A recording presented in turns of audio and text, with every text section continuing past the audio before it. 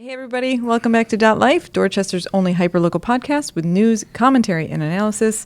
I'm here in the Dorchester Reporter studios with our good friend Bill Forry. Hey Bill. Thanks for having me back in my own office. I appreciate it. Thank you for letting us crash once again. Most welcome. And we've got a new face on the pod today. This is longtime journalist, the illustrious Chris Lovett. Hey Chris. Yes, good evening. Good to see you all. Great to have you.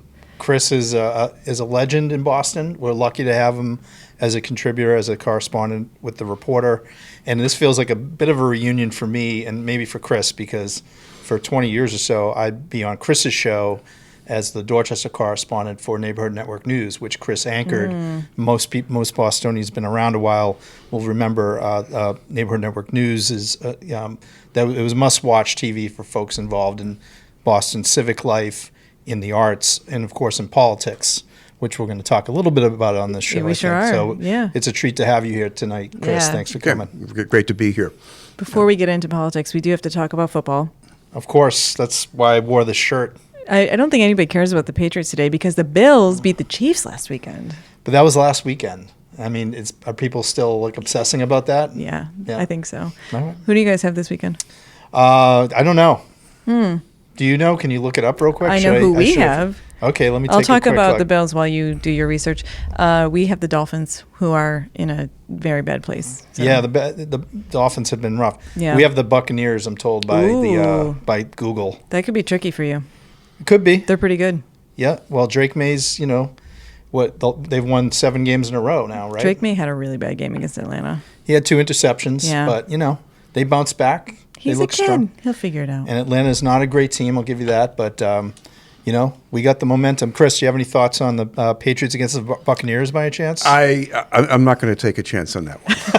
Okay. We're probably going to stay in our lane tonight. Okay, we'll talk politics. Caldwell. And by the way, I just want to say before we dive into that, great job on your Dorchester UK segment. It was really fun to watch. Thank you. It's really fun to film. To walk, to walk along with you and the town crier through the market square of the old Dorchester. And if people haven't checked it out yet, really go watch that segment. It's great.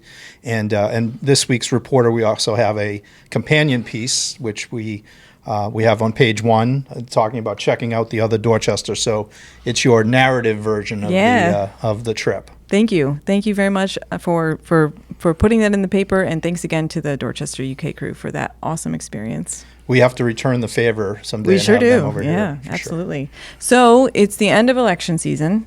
There was a national blue wave. There was a local what? Yeah, it was a woo wave, I guess. I mean, Boston really wasn't really at the center of this conversation since September. It might have been different if Josh Kraft remained in the race, and he may have been interpreted as part of that sort of moderate to centrist wing trying to push back against the ultra progressive. Whether it's Mamdani or Wu, I think those parallels, don't kind of break down in certain places for me at least. But that wasn't going to be the case without an opponent for this mayor. Yeah. The opponent for this mayor, and as Chris I think thinks has written about as well, was Trump. And so in that sense, there was a national element because of the menace that the Trump regime presents to Boston, specifically Boston, but of course other cities. And that really manifested itself in the preliminary, and it lingered through into the final, I think. Well, I was very surprised to hear, because I thought the same way you did. Like, it's pretty much decided. The mayoral race is pretty much done in the preliminary, so we probably won't have great turnout. But it was actually higher than the preliminary.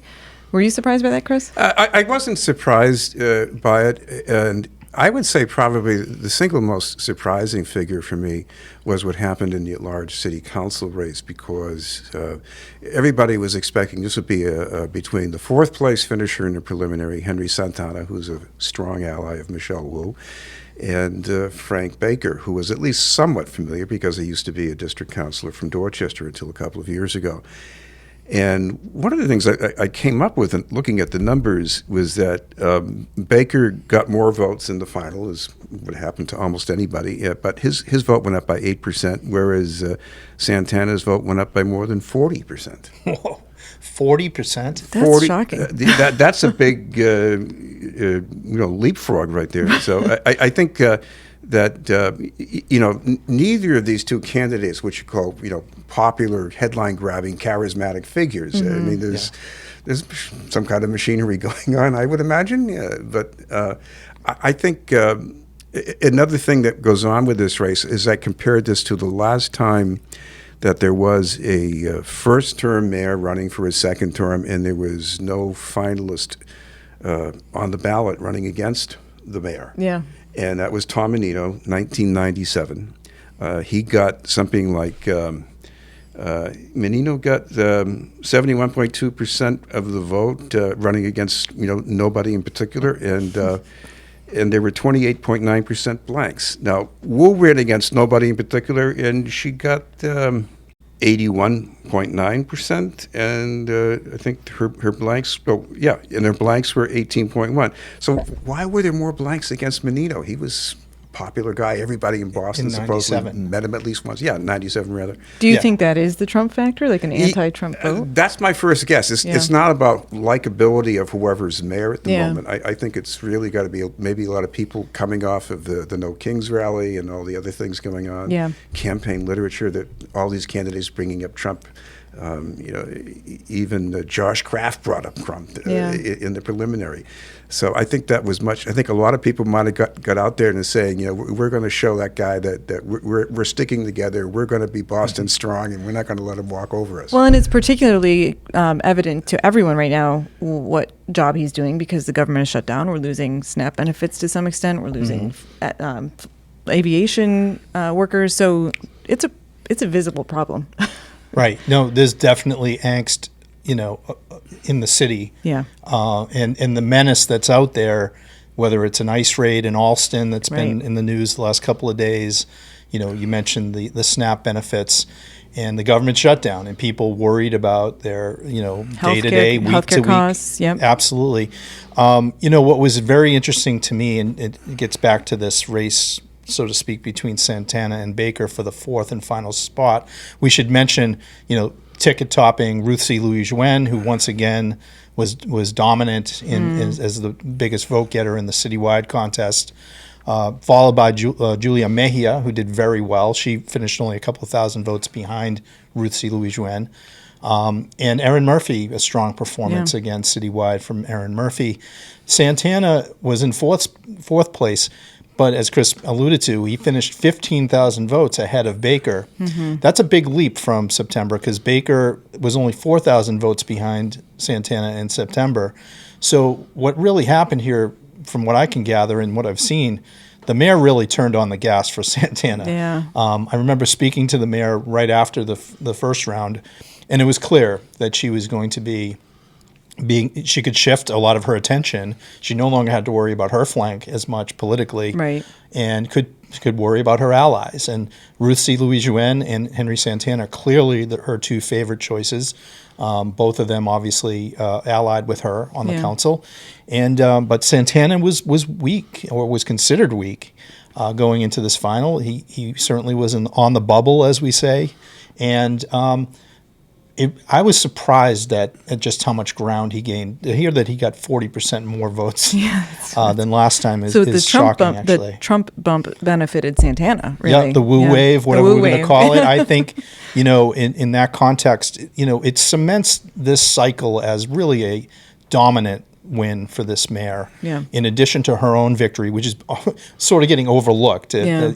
She gets, you're right that she got, there were some blanks, but she and some write-in votes against her. But she crushed her opponent by 49 points in September. And by the way, not just Josh Kraft, but there were two other gentlemen running against her. So it was Michelle Wu against three people, all of whom were not a factor in November. And then in addition to that, all of her allies won in a way that was notable. Yeah. Yeah, really 80% and getting more people to turn out than expected is notable. Yeah. Before we get into some more Michelle Wu content, I want you guys to speculate about her future. Are you willing to do that? I think her future is she's going to be a very strong mayor here over the next few years, and I think it's a good thing for us as Bostonians that we have a leader like her at this moment who has a mandate for sure, and frankly, whether I'm one of these people who likes balance on the council. You like to have people who can check the Wu administration, and that's good for the constituents too. But in this moment, I don't think she's going anywhere anytime soon, and I think that's good for Boston. There's other people who may be. Ayanna Pressley is very, heavily rumored at the moment to be considering a run against Ed Markey, or for Markey's U.S. Senate seat. And so is Seth Moulton. Seth Moulton's already in, so Ayanna Pressley is very much in the mix as a potential candidate. And if she runs, there's going to be a whole different conversation about her congressional seat. Yeah. And Ruth C. Louis-Jouen, Julia Mejia, Liz Miranda, people like that are going to be in the mix. So it could be a very interesting sequence for Boston city politics if those things play out. But I think Michelle Wu, at least for the moment, is very much needed as a strong mayor here in the city. What do you think about that, Chris? I really don't know what to make of it for the future because, I sometimes think, well, would she run for governor? And, I think people in Boston, we know her. Some people like her more than others. Some people might even dislike her. But, the numbers tell her story about what people in Boston feel. Outside of Boston, you're dealing maybe with a lot of preconceptions and stereotyping, which I find hard to understand. But they probably find us hard to understand, too. But mayor's becoming governor from Boston. Kevin White tried that. It didn't work out for him. And I think the last time it worked out for somebody here, it might have been, Morris Tobin or somebody like that. And I think even in his time, there was this differential between the urban voters in Boston and people in the rest of the state. Yeah. So I'm not sure. I think she's, on balance, probably a lot more moderate than her naysayers make her out to be. But it's also hard to overcome those kind of early impressions. Yeah. She's very young. It's hard to see her not doing something else in the future, but she certainly can and might. I think in the near term, though, given the scope of the menace, as I keep saying, or the pressures coming out of Washington, it'd be hard to see her taking a leave from city leadership in that moment. And I think it's important that we have continuity in city government right now. Well, let's go back to the city council itself, because basically 4 people who were already incumbent finished at the top in the prelim, finished at the top in the general. What does that say? Is that good? Is it bad? Well, I think it says that the electorate is by and large satisfied with the leadership they had. They had a very clear choice between Santana and Baker, and they decided to stick with the mayor's ally as opposed to Frank Baker is a known quantity. But in fairness to Baker too, let's remember he wasn't on the ballot citywide ever before. He was in the ballot here in Dorchester in District 3. Super well known here. Very well known, and if he hadn't left the seat, he probably wouldn't have lost. He probably could have kept that seat forever, frankly. Yeah. But citywide's a different animal, and Chris and I were talking about this before the show. The way the city has changed in terms of the voter pool and where people are voting, how they're voting. Chris, you had some interesting information about like Florian Hall as opposed to Rosendale. Yeah, and this is almost uncanny. I looked at the vote from one of the 2 precincts that votes at Florian Hall in Dorchester, not too far from Deposit Circle. And it's almost exactly the same number of people as in 1997. And what I did was I took that number and divided it by the total number of votes cast in the city, and I got something like 1%. And I took this year's number for 2025, did the same thing, and it was 0.6% of the city.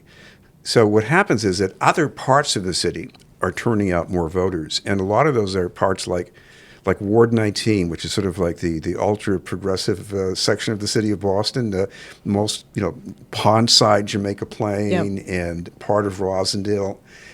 which is really Wu's territory. And they have a lot more people coming out to vote than they did in '97. So I guess the critical mass of the electorate has shifted not only geographically, but almost in that right to left spectrum in Boston. And that gets into why, what chance does a Boston mayor have of being something else statewide? Because to the extent that this kind of political sorting, doesn't match up with the rest of the state, it's a problem. If it does match, of course, it's an advantage. But I don't think it's an advantage totally. I wonder if there's other demographics at play there, like home ownership or things that aren't politically motivated, just demographically. I don't think there's any exact numbers. I mean, one thing I can say, I've seen numbers over the years that Boston's middle income bracket, whether you think of it as middle class or working class moving up, that is a lot smaller than it was 50 years ago. And you don't have as many people with kids. The school-age population of Boston is way down for whatever the reason, the cost of housing, the quality of schools, whatever you blame. But that changes the electorate as well.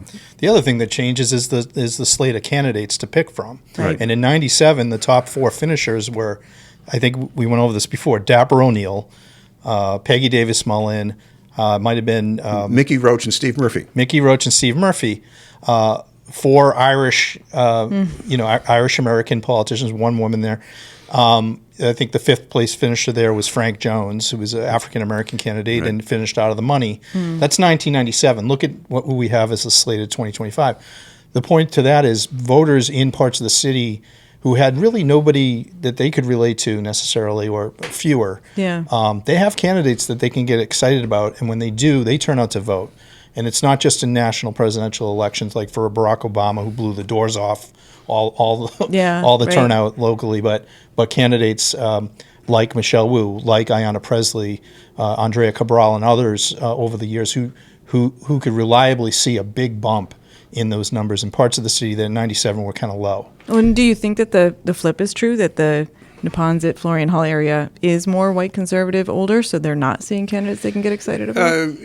I think that, they're coming out to vote for the candidates that they like. And I think that area, even as early as 1980, I think that might have been a Reagan Democrat part of Dorchester. So they haven't really changed much. But it's not just the population of Boston has changed. You have electorates that I think are shaped by a succession of elections. So you go back to when Deval Patrick ran in 2006. 2 years later, Obama's on the ballot. And I remember being in Grove Hall on Election Day. Everybody was honking horns. The man standing with a big Obama sign in the middle of Grove Hall on Blue Hill Avenue. I mean, people were excited. The neighborhood was electric with politics. And then later on, you get, Linda Dorsina Forey. And then up to 2018, you've got Ayanna Pressley running for Congress, beating Mike Capuano. So this just builds and builds, and Michelle Wu announces her candidacy in 2020 in what was still, I think, Dudley Square. Right. Let's cover the last election result for this area, which was the District 11. Is that Well, District 7, which Sorry. includes parts of Dorchester and centered in Roxbury. Yep. And it was a head-to-head contest between Minyard Culpeper and Saeed Ahmed. And Culpeper won by about 500 votes or so. So it wasn't a blowout victory, but it was a clear victory for Culpeper. He benefited towards the end from really a relentless drumbeat of endorsements from, Ayanna Pressley was one. Most of the candidates who didn't win in District 7, not all, but several of them, Sam Hurtado being one, came out and said, we want Culpeper. So he won clearly. He won in places that he didn't win in September, and he is now the councilor-elect as of Tuesday evening. So he's Reverend Culpeper is no stranger to civic life. He's a clergyman, obviously based out of Roxbury. Has been involved in activism in the city since the 1970s at least.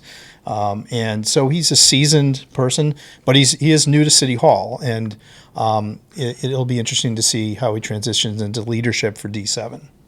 It's nice to see that area having representation again after Fernandez Anderson was She's removed. been out of office now Yeah. for 3 months, I think. So Yeah. it's important the at-large folks can pick up the slack in the meantime. But yes, D7 deserves new leadership. Yeah. So, Chris, you mentioned schools as maybe being one of the reasons that people are moving out of Dorchester with kids. Talk about the schools. There was an event that Michelle Wu headlined, what was this, a month or so ago? Or no, I'm sorry, a week or so ago?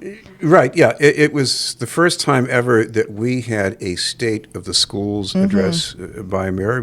Every year, mayors deliver a State of the City address, which is an omnibus accounting of how things stand and where they might be further down the road. I'm not sure exactly what prompted this as far as timing. People might read something political into it.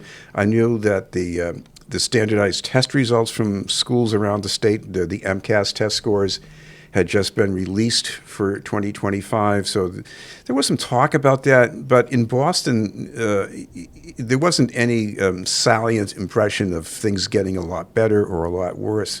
So I was a little mystified about what exactly prompted this. The week before an election, too. It's October 28th, right, 7 days before November 4th. And in the Josiah Quincy Upper School, which, Chris, I know you attended, it's a brand new facility in Chinatown and kind of, symbolic of the investment that not only Mayor Wu, but under the Walsh administration, investment in schools as well. But, clearly she's staking out the schools as the key issue in her second term. Two things that are interesting about that. One is, all that we've been talking about lately is sort of Boston having to play defense against a federal administration, that's coming at us on many different fronts.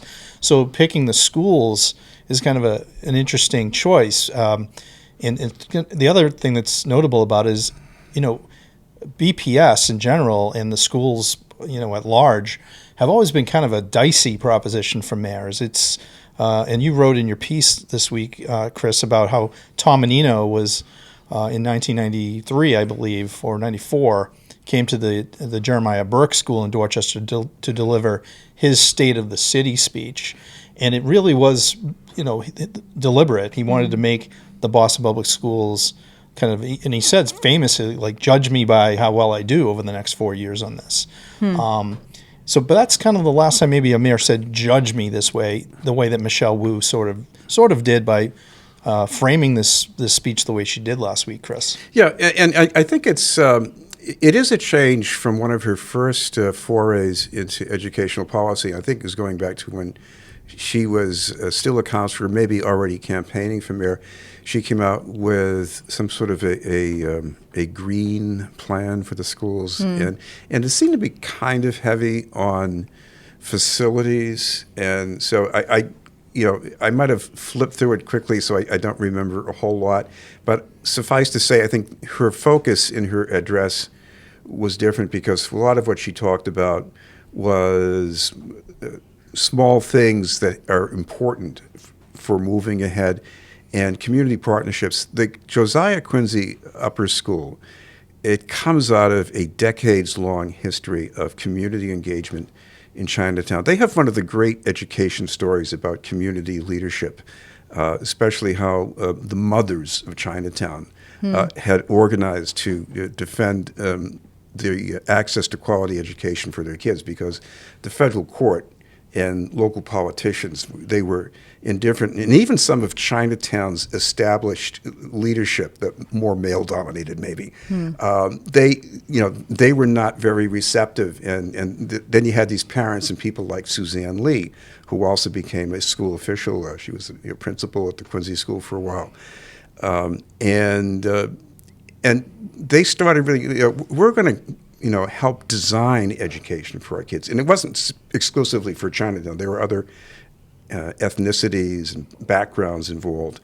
And I think in a certain sense, the mayor might have taken some inspiration from that as a model. Okay. Not in a parochial way, but in a sense that here's this partnering. You've got the grassroots element, you've got the bureaucrats, and you've got the philanthropic sector and all these people. If you just find ways of engaging more of those assets, you can help a lot of schools. So there wasn't any major bombshell announcement. It was just the location, the intent was what you think was the point.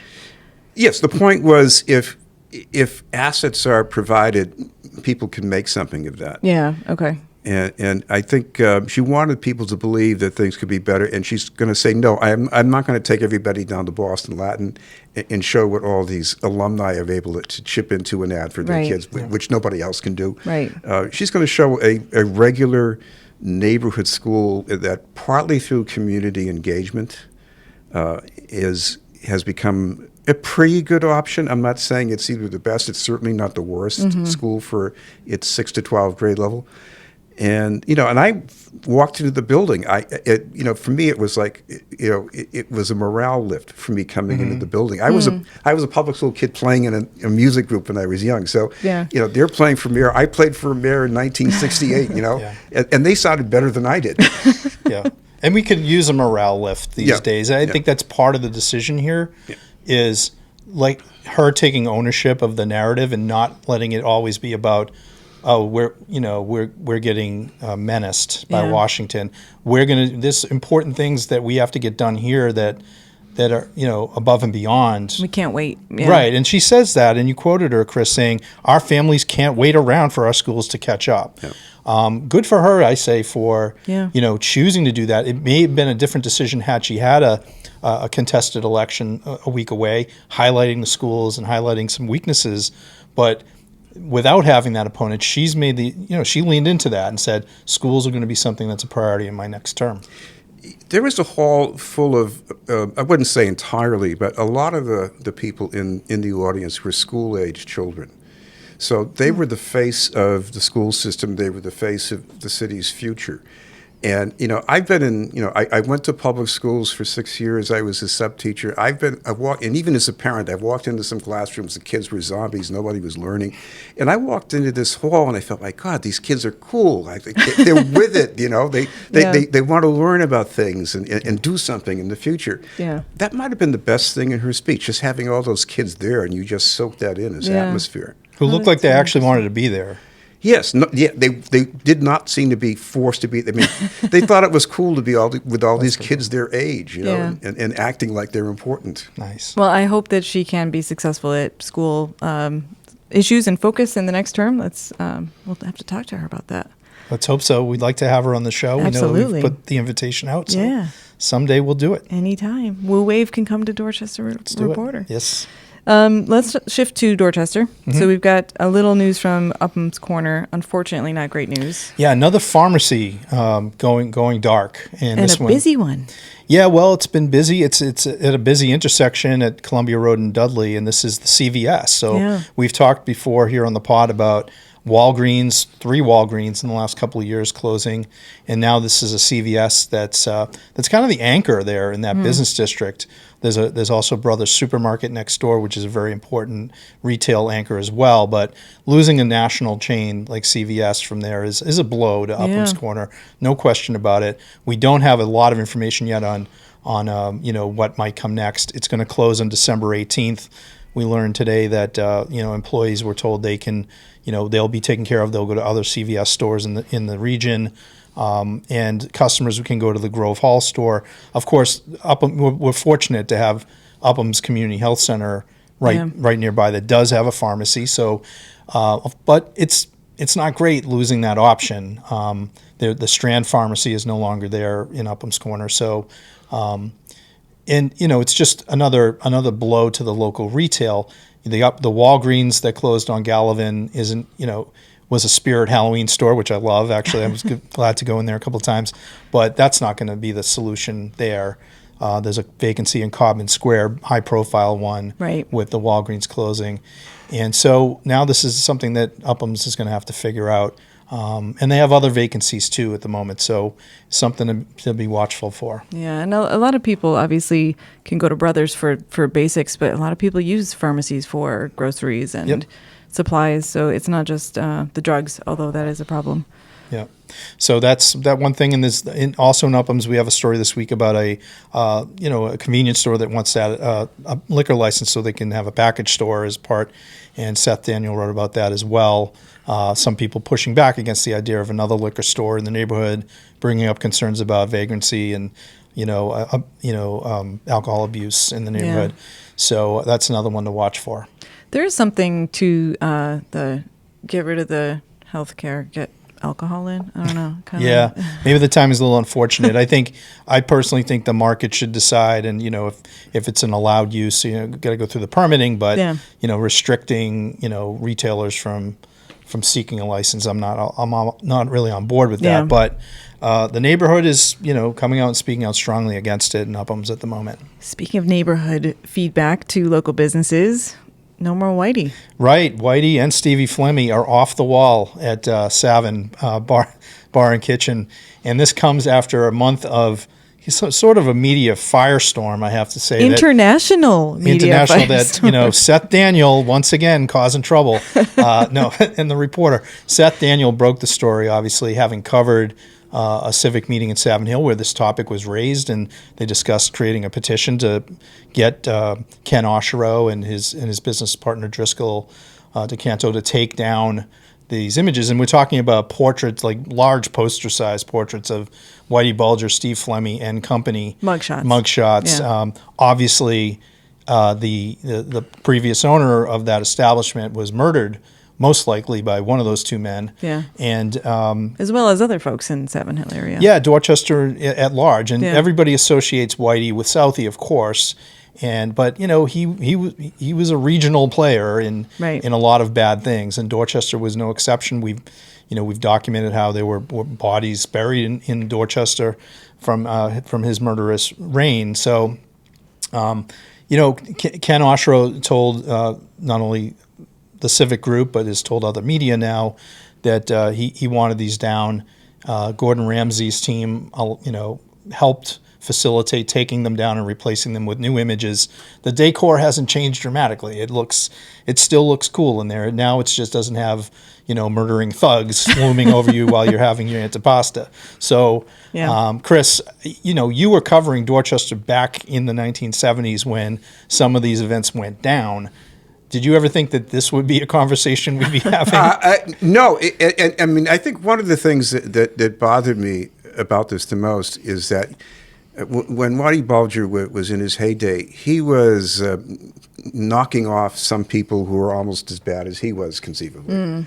But there are also some people who were collateral victims. And one of them was a man from Dorchester who happened to be giving a targeted person a ride home.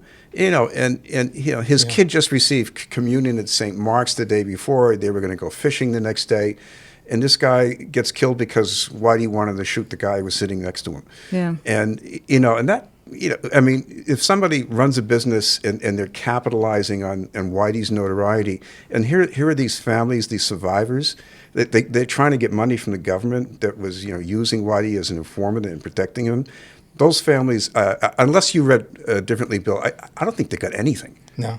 So and here are people capitalizing on Whitey's notoriety. Yeah. So it's a Dorchester issue in that way too. Yeah, I could see that. I mean, maybe if it was 100 years ago, you could kind of put that away. But to have people still alive who are impacted by it and lost family members is a little. Yeah, I think the location matters too. Literally, the guy who owned the Bulldogs, Eddie Connor, was murdered by them. I mean, it's like that's a little close for comfort. I mean, maybe some other place down the line in another part of the city will make this sort of decision, and it won't be a big deal. But the neighborhood really did react this way. It wasn't like fabricated. It wasn't a media.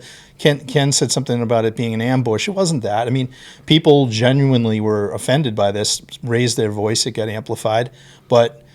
People said things on the other side, and everybody had a chance to say why they thought it was good or bad. And by the way, that debate's continued now since this news broke. There's a lot of people unhappy that they came down. So it's not a simple solution, but maybe not the best idea to do it in the first place. I don't know. Maybe don't let Gordon Ramsay pick your decor for a Dorchester spot next time. But dude, this was covered in The Guardian, in I think an Australian paper. Like, were you surprised at how much likes I was surprised this at had? how quickly it moved. It just goes to show these days Yeah. how like viral things can, really take off. And, Yeah. it continues to be fodder today and this week. But I'm not surprised in the sense that, topics like this, criminals, true crime, it is part of popular culture, and Yeah. and people really do digest it. So Right. from a news value perspective, as soon as we heard about it, it was like, well, this is a page one story. Yeah. And clearly editors all over You the were world not wrong. thought the same thing. So In Boston, at least from my generation, it was a city with few degrees of separation. Almost everybody, if they didn't know Whitey, they knew somebody who knew him. I mean, when I was a kid, I was an altar boy. I used to say mass for the priest who, 40 years later, I see a picture of him hanging out with Whitey. Oh, Wow. wow. Yeah. So it's that kind of a pretty city. close to home. Yeah. Yeah. it's a big city, small town. Yeah, that's definitely. that's Boston. Yep, for sure. I was driving here to do the recording today, and the moon is about this big, Yeah. and it is gorgeous, and it's coming up right over the harbor next to Morrissey Boulevard. And there's a warning that And there's going to be king tides and flooding. Yes, we're all on notice that Lake Morrissey is very much in effect, and it hasn't been that bad so far. No. I mean, maybe famous last words here. I'll be canoeing home after the show, but Morrissey has been, the MassDOT has put out the word that they may have to close some lanes in the mornings when the tide comes in strong. Is that not normal? I thought everywhere had closed. Well, it's normal in places where you decide to build a road through the actual bay. And so, people got to remember this is a man-made decision from, 80 years ago to bisect Dorchester Bay with a roadway and not a bridge. So we get what we asked for, and we're still trying to figure out how to fix it. And we have a story this week about the Morrissey Commission gave its final report to the legislature last week. That means that the legislature now has the, for them, the probably unfortunate burden of trying to figure out, well, how do we actually implement this? This very expensive project. Yeah, I with mean, no federal could money. could be $1 billion. It's close to that if they do everything. They are continuing to plan. There's a meeting coming up in December that we just learned about to discuss the Beads Bridge, which is the drawbridge in the middle that will have to be replaced as well. And none of this is cheap, and none of it is at a good time because I don't know if anyone else has noticed, but the feds aren't really too keen on giving us money to do anything at the moment. And, Cape Cod Canal bridges, screw you. We're taking their money. Moakley Park, anything resilient that has even the hint of, this might have something to do with climate change and let's screw the libs. They want that money back. Well, maybe Mom Donnie, it's going to be like the Eye of Sauron. Like he's drawn it over there to New York so we can kind of get some stuff done here while he's distracted. I don't think he's going to be getting much either. I think for us, it's a tough moment to ask the state to come up with, whatever it's going to be when we have to also worry about, are we going to have to pay for all the SNAP benefits that we, the feds used to pay for? What's going to Healthcare happen? problems, yeah. So I don't want to, put the damper on the Morrissey project. We, more than anybody, want to see it happen based on where our location is. But it's going to be tricky. Yeah. And so I think the planning is going to continue to go on. And the city and the state are going to have to figure out, is this going to have to get segmented out over a period of time until, the feds come around again? One thing is clear, the tides are going to keep coming. This roadway is going to keep getting swamped. And the resiliency issues, whether you believe in climate change fully or not, I mean, they don't lie. That moon goes high and the roadway floods. Yep. Has it always been like that, Chris?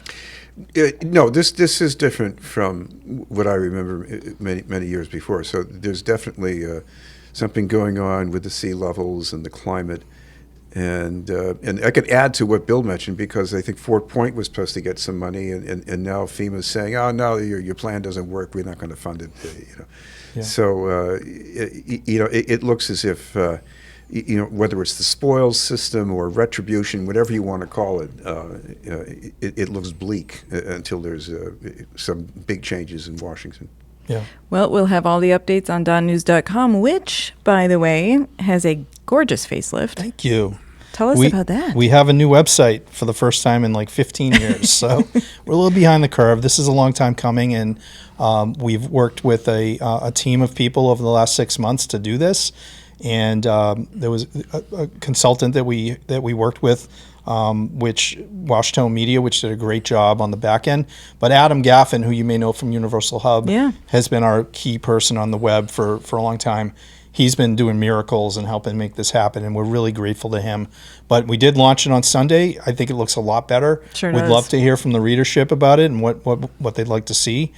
But you know what? I love that we can play Seth Daniels' terrific photos, Chris Lovett's terrific photos, nice and big, nice and colorful. You know, it doesn't feel like I'm looking at a 1998 version of the .news site, and it looks up to date. So we're happy, but like I said, would love to hear from listeners, readers, viewers about what they think. It's very slick, and as someone who has done multiple website redos for multiple companies, it is not an ezy process. So No, I'm glad it's over, and I'm glad we flipped the switch. So now we're on to other things, and you know, one thing I do like is that we can embed the excellent videos that you're doing, including Dorchester UK, right on our site, and share it and try to get more people to know about, you know, subscribe. Like, you know, hit the like button, as they say on YouTube. If you can do it and pass the word and help spread the word, the audience here is growing for .life. Congratulations. Definitely. But hopefully this will help get some new eyeballs too. We appreciate it. What's coming up next week? Well, we will be putting some more effort into council and talking to the councilors who won, some of whom we didn't get to. Tuesday night was the election. Wednesday morning at 9, we got to go to press, so it was a tight window. Yeah. We're covering a community meeting that's happening right as we speak with Commissioner Cox and police command staff from C11 talking about their strategies and engaging the neighborhood on crime prevention. Yeah, okay. I think it's great that they're doing that, and we have a reporter there right now, Cassidy McNeely, covering that. So we'll be talking about public safety, and we'll also be doing some fun stuff as we get closer and closer to Thanksgiving. I can't believe it. I know. But yeah, that's what we got coming. Awesome. Well, thanks so much, Chris. It was great to have you on. Okay, nice to meet you, Erin. Thank you very much. Bill, it's always a pleasure. Always a pleasure. Thanks for having me. Maybe I'll come back next week. I don't know, or somebody from the Reporter. Not if you're going to wear Patriots clothes. I'm definitely wearing something that's going to bother you.